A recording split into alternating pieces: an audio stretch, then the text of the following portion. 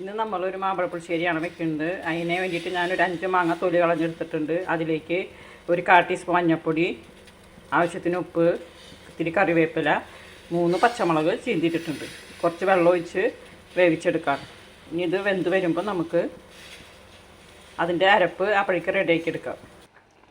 അങ്ങനെ പുളിശ്ശേരിയുടെ മാമ്പഴം നന്നായി വെന്ത് വന്നിട്ടുണ്ട്.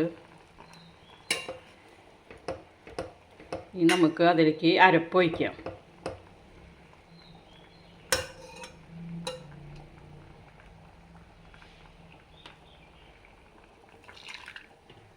നാളികേരം, തൈര്, വെളുത്തുള്ളി 2 അല്ലി, പിന്നെ 1/2 ടീസ്പൂൺ ജീരകം. അത് മിക്സിയിൽ അരച്ചെടുത്തിട്ടുള്ളതാണ്. ഈ മിക്സ് നമുക്ക് ഇതിലേക്ക് ഒഴിച്ച് കൊടുത്തിട്ടുണ്ട്. ഇനി ഇതൊന്ന് തിളച്ച് വരട്ടെ. എന്നിട്ട് നമുക്ക് കടുക് താളിച്ച് ഒഴിക്കാം. അങ്ങനെ അരപ്പ് തിളച്ച് വന്നിട്ടുണ്ട്. ഇനി ഇതൊരു 2 മിനിറ്റ് നേരം ഒന്ന് തിളച്ച് കഴിഞ്ഞിട്ട് അപ്പോൾ ഈ കറിയൊക്കെ ഒന്ന് സെറ്റായി വരും. അപ്പോൾ നമുക്കതിലേക്ക് കടുക് താളിച്ചിട്ട് ഒഴിക്കാം. ഉപ്പ് ഒക്കെ കറക്റ്റാണോ എന്ന് നോക്കണം.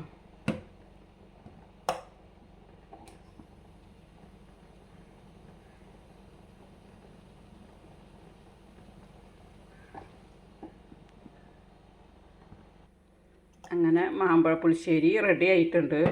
ഉപ്പ്, പിന്നെ മാമ്പഴത്തിൻ്റെ മധുരം, പുളി അതൊക്കെ കറക്റ്റാണ്. ഇനി നമുക്ക് കടുക് താളിച്ചത് ഒഴിക്കാം. കടുക്, ഉലുവ, വറ്റമുളക്. അങ്ങനെ നമ്മളെ നല്ല രുചികരമായ മാമ്പഴ പുളിശ്ശേരി റെഡി ആയിട്ടുണ്ട്. ഈ ഒരു കറി മതി നമുക്ക് ചോറുണ്ണാനായിട്ട്. ഈ വീഡിയോ ഇഷ്ടപ്പെട്ടാൽ ലൈക്ക് ചെയ്യണേ, ഷെയർ ചെയ്യണേ, സബ്സ്ക്രൈബ് ചെയ്യണേ.